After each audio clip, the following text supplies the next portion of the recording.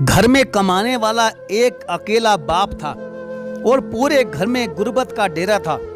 वो भी दिन थे जब सभी एक दूसरे के साथ कंधे से कंधा मिलाकर चल रहे थे। वे 4 भाई थे, उनमें बेपनाह मोहब्बत थी। टूटा हुआ घर था, मुश्किल से 2 वक्त की रोटी पूरी होती थी। फिर दुख यह भी कि बाबा भी इस दुनिया से चल बसे। काफी बुरे हालात थे। चारों भाई कोई काम काज करते नहीं थे, सब कॉलेज और यूनिवर्सिटी में पढ़ रहे थे। बाबा के जाने के बाद घर का सहारा कौन बनता? स्कूल कॉलेज की फीस, घर का खर्च कहां से चलता? बड़ा भाई रोशन अब सबसे बड़ा वही था। घर में चाचा और ताऊजी कब हाल पूछते थे। ये तो कभी किसी खुशी में बुलाना भी गवारा नहीं करते थे। रोशन ताऊजी के पास गया था कि ताऊजी मुझे 10,000 रुपए दे दो, मेरा आखिरी साल चल रहा है, यूनिवर्सिटी में 10,000 रुपए फीस कम पड़ रही है। ताऊजी मुझे 10,000 रुपए दे दो। ताऊजी कुछ लम्हे तो खामोश रहे, फिर कमरे में गए तो ताई जी भी गुस्से में पूछने लगी कि ये रोशन किस लिए आया है, सब ठीक तो है ना? ताऊजी बताने लगे कि कहता है कि 10,000 रुपए चाहिए, स्कूल में फीस देनी है। ताई जी तंज कसते हुए बोली, कोई जरूरत नहीं इसको 1 रुपया भी देने की। इसकी माँ हमारे साथ सीधे मुंह तक बात तक नहीं करती। बड़ा आया 10,000 रुपए लेने, दफा करो से यहाँ से। और सुन लो, अगर हमदर्दी दिखाने की कोशिश की तो पूरा मोहल्ला तमाशा देखेगा। खुद काम करे ना, पढ़ लिख कर उसने कौन सा भला कलेक्टर बन जाना है। जाओ उसे कह दो कि हमारे पास नहीं है पैसे। ताऊजी कमरे से बाहर आए और पास बैठकर बोले, बेटा तुमको तो पता ही है कि तेरे भाई को मैंने विदेश भेजा है और उस पर 10 लाख रुपए खर्च हो गए। अब मैं खुद तंग हूँ। बेटा अगर होते तो इनकार नहीं करता। इतने में चाचा जी भी आ गए। वह बोले, सब खैर तो है ना, आज यहाँ कैसे? तभी ताऊजी मुस्कुराकर बोले, इसे पैसे चाहिए थे। चाचा जी भी तंज कसने लगे कि तेरा बाप बेचारा मजदूरी करते करते मर गया, जा कोई काम धंधा कर जाकर, यह पढ़ाई लिखाई छोड़ दे। अपने भाइयों को बोल दे कि पढ़ाई में कुछ भी नहीं रखा। रोशन को बहुत दुख हुआ और बहुत बुरा लगा। काश आज पापा जिंदा होते। यही सोचकर घर आ गया। वो बहुत उदास था।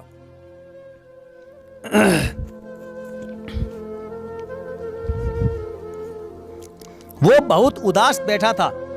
माँ ने पूछा, बेटा क्यों परेशान है, क्या बात हो गई? उसने माँ को सब कुछ बताया कि ताऊजी और चाचा जी ने क्या किया है। माँ ने हौसला दिया कि बेटा दिल छोटा नहीं करते, कोई बात नहीं, ऊपर वाला देगा पैसे। ऐसा कर, यह ले मेरा कंगन और इसे बेचकर फीस जमा कर दे। रोशन ने इनकार कर दिया कि नहीं माँ, अपने कंगन अपने पास रखो, मुझे एक कपड़े की दुकान पर नौकरी मिल रही है, मैं अब वहां जाकर जॉब कर लूंगा। छोटे भाई भी घर आए। पढ़ाई में होशियार थे, समझदार थे। दुनिया की कोई बुराई नहीं थी उनमें, ना कोई झूठ, ना कोई फरेब, ना कोई चालाकी। बाजारों के गलियों में ना बैठकर वो कॉलेज जाते और घर आकर बस पढ़ना। छोटा भाई राहुल महसूस कर रहा था कि भाई रोशन आज कुछ परेशान सा है। माँ के पास बैठा और बोला कि मम्मी भाई को क्या हुआ है, भाई आज कुछ परेशान से लग रहे हैं। माँ ने प्यार से समझाया, बेटा वह बड़ा है ना, अब सारी जिम्मेदारी उसी के ऊपर है, परेशान हो जाता है बेचारा। वो कह रहा है कि एक कपड़े की दुकान पर नौकरी मिल रही है, कल से वहां जाएगा। राहुल आहिस्ता से बोला, मम्मी भाई भी यूं ही परेशान हो जाते हैं। चारों भाई साथ बैठकर खाना खा रहे थे। तभी रोशन बोला, कल से मैं काम पर जाऊंगा, तुम लोग ध्यान से मन लगाकर अपनी पढ़ाई करना और मुझे कोई शिकायत का मौका नहीं मिलना चाहिए। सबसे छोटा भाई गुड्डू भाई रोशन की तरफ देखकर बोला, भाई मुझे 5,000 रुपए चाहिए ट्यूशन की फीस के लिए। रोशन मुस्कुराकर बोला, 2 दिन के बाद ले जाना। रोशन दिन में यूनिवर्सिटी गया। 2 बजे के बाद फिर कपड़े की दुकान पर चला गया। पहला दिन था। सेठ एक सज्जन इंसान था। वह रोशन की मजबूरी समझता था। रोशन पहले दिन ही काफी ज्यादा थक गया था, मगर गुजरते दिनों के साथ रोशन ने घर की पूरी जिम्मेदारी उठा ली। पढ़ाई भी पूरी हो गई। छोटे भाई भी पढ़ रहे थे। चाचा और ताऊ जी मजाक उड़ाते थे कि बड़ा आया पढ़ा लिखा, क्या फायदा ऐसी डिग्रियों का जो पढ़ लिख कर भी कपड़े की दुकान पर मात्र 10,000 रुपए की खातिर नौकर बना हुआ है। जैसे बड़ा भाई ऑफिसर लग गया, छोटे भी लग जाएंगे पढ़कर। चाचा ताऊ मुंह नहीं लगाते। खैर, वक्त गुजरता रहा। ताऊ जी के घर की दीवार बिल्कुल हमारी दीवार के साथ मिली हुई थी। उनकी बेटी की शादी थी। उन्होंने पूरे गांव को बुलवाया, बस रोशन यानी उनके परिवार को छोड़कर। ताऊ जी की बेटी की मेहंदी थी। ढोल बज रहा था, लाइट रंग रंग की चमक रही थी। खुशियों का समय था। चारों भाई कमरे में बैठे पढ़ रहे थे। सबसे छोटा भाई गुड्डू मम्मी से कहने लगा कि मम्मी, ताऊ जी ने हमको क्यों नहीं बुलाया? हमने कौन सा ज्यादा खाना खा लेना था। मम्मी बड़े प्यार से बोली, बेटा कोई बात नहीं, प्रार्थना करो कि ईश्वर उनको और ज्यादा खुशियां दे। सभी भाई उदास बैठे थे, लेकिन दूसरी तरफ सब खुशियां मना रहे थे। दूसरे दिन बाहर नाच गाना चल रहा था और रोशन कपड़े की दुकान पर काम कर रहा था। छोटे भाई कॉलेज चले गए। दुकान का मालिक प्यार से सर पर हाथ रखकर बोला, रोशन बेटा, तेरा बाप बहुत बढ़िया इंसान था। मैं बहुत खुश होता हूँ कि उसकी इतनी संस्कारी औलाद है। कोई बात नहीं, चाचा ताऊ लोगों ने नहीं बुलाया आप लोगों को, तो तुम बस उस नीले छतरी वाले से मांगते रहो। वह परमात्मा किसी का हमें मोहताज ना करे। बस वह दिन भी गुजर गए। माँ बीमार रहने लगी। माँ ने फैसला किया कि रोशन की शादी करवा देती हूँ। बस एक लड़की देखी, महिमा, और उसके साथ बड़ी ही सादगी से शादी हो गई। रोशन बहुत केयर करने वाला था, बहुत प्यार करने वाला। छोटे भाई भी अलग अलग नौकरियां करने लगे।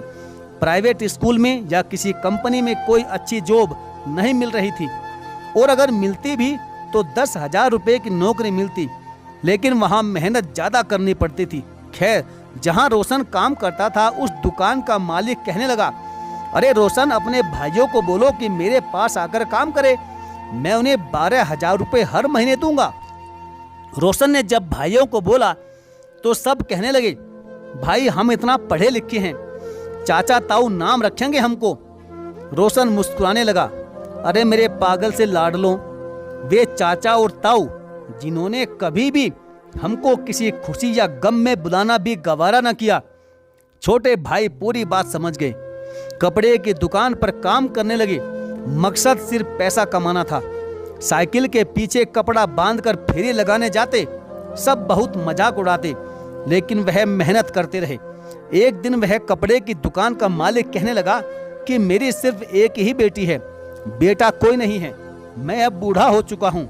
रोशन बेटा, अगर सोचो तो मेरी बेटी से अपने छोटे भाई राहुल की शादी करवा दो। बात तो खैर समझदारी की थी। राहुल की शादी रोशनी से हो गई। दुकान खुद संभालने लगे। कुछ महीने बाद वह दुकान का मालिक दुनिया से चल बसा। दुकान चारों भाई चलाने लगे। पढ़े लिखे समझदार तो थे ही, सब अच्छे मिजाज के भी थे। धीरे धीरे बिजनेस कामयाब होने लगा।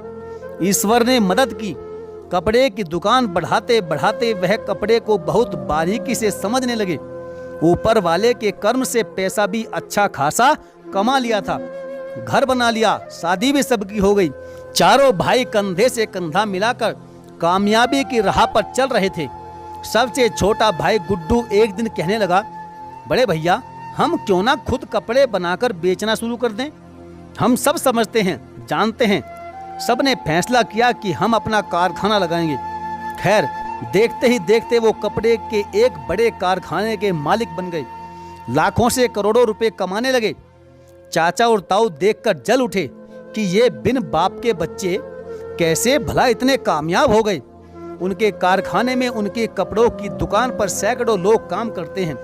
चाचा और ताऊ अपने बच्चों की तरफ देखते हैं तो शर्मिंदा होते हैं कि हमारे बच्चे झगड़ा, फसाद और परदेशों में धक्के खा रहे हैं। और यह चारों भाई बड़े घर, गाड़ियां, नौकर चाकर, उनकी माँ अनपढ़ गंवार आज चौधरानी बनी हुई है। चाचा सोचने लगे, जब तक यह भाई एक साथ हैं, इनका कोई कुछ भी नहीं बिगाड़ सकता। इनको किसी भी तरह से एक दूसरे से अलग किया जाए।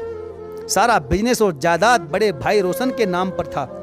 उनके घर काम करने वाली एक नौकरानी बहुत शातिर थी।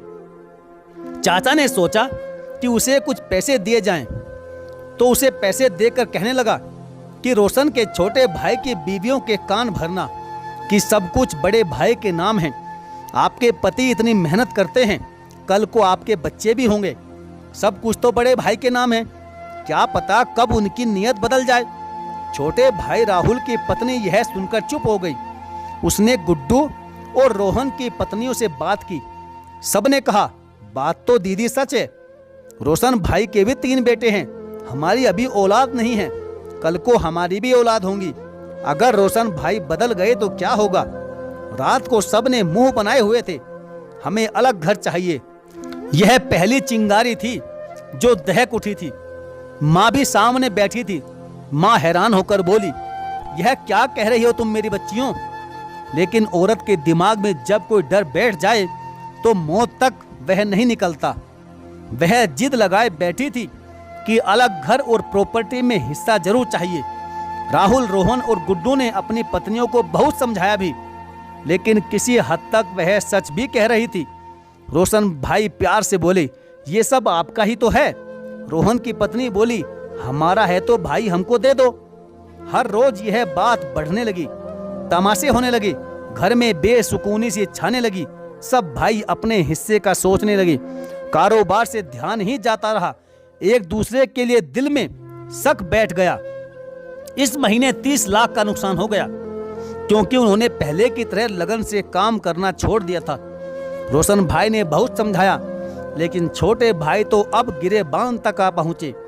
माँ ने समझाया कि रोशन बेटा, बेहतर इसी में है कि अब बंटवारा कर दिया जाए। वकील आ गया। माँ रो रही थी। रोशन बहुत उदास था, अपने भाइयों की तरफ देख रहा था। भाई इस घर से, एक छत से जी जान से जुदा होने लगे थे। चाचा और ताऊ का प्लान पूरी तरह से कामयाब हो गया था। चारों ही भाई अपना अपना बिजनेस करना चाहते थे, मगर अब तो ये बर्बादी की तरफ बढ़ रहे थे। वह नौकरानी फोन पर बात कर रही थी कि साहब जी, बहुत मजा आ रहा है, आज वकील आया है, बंटवारा हो रहा है। यह बातें रोहन की पत्नी ने सुन ली। उस नौकरानी के मुंह पर थप्पड़ मारा और बोली कि बोल किससे बात कर रही थी। नौकरानी पहले तो चुप रही, फिर उसे मुंह खोलना ही पड़ा। मैडम, वह रोशन साहब के चाचा और ताऊ जी ने मुझे ऐसा करने के लिए कहा था। नौकरानी ने सबके सामने अपना जुर्म स्वीकार कर लिया। सब भाई जलती आंखों से उस नौकरानी को देखने लगे और फिर घुटने के बल बैठकर बड़े भाई रोशन से माफी मांगने लगे। इतना तो वे समझ गए थे कि जब तक हाथ में हाथ है, परमात्मा का आशीर्वाद है, तो कोई भी हमारा कुछ नहीं बिगाड़ सकता। जैसे ही लोगों की बातों में आए, एक दूसरे पर भरोसा करना छोड़ा तो बर्बादी की तरफ चलने लगे। सभी भाई एक दूसरे के सीने से लगकर फिर से अपनी मंजिल की तरफ चल दिए और वे अपने जो बर्बाद करना चाहते थे मुंह छिपाते फिरने लगे। साथियों, आप भी अपने आसपास ऐसे फसाद करने वाले अपनों को महसूस करते होंगे और दूसरे लोगों की बातों में आकर अपने परिवार में फूट पैदा कर देते होंगे। इसलिए साथियों, किसी की बातों में ना आए, एक दूसरे का हाथ थामे रखें। जब तक साथ हो तो लोग आपका कुछ नहीं बिगाड़ सकते। जैसे ही एक दूसरे का गिरेबान पकड़ोगे तो लोग आप पर कुत्ते की तरह भौंकना शुरू कर देंगे और आपको बर्बादी तक ले जाएंगे। इसलिए साथियों, ऐसे बीज बोने वालों से सतर्क रहें, सावधान रहें और अपने दिमाग और विवेक का इस्तेमाल करते हुए अपने परिवार की एकता को बनाए रखें। कभी भी किसी की बातों में ना आएं।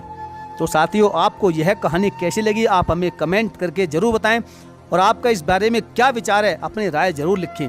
और हाँ, यदि अभी तक आपने हमारे चैनल को सब्सक्राइब नहीं किया है तो हमारे चैनल को सब्सक्राइब करते हुए बेल आइकन को प्रेस जरूर कर लें। तो चलिए साथियों, मिलेंगे फिर और किसी बेहतरीन कहानी के साथ। तब तक के लिए धन्यवाद। जय हिंद।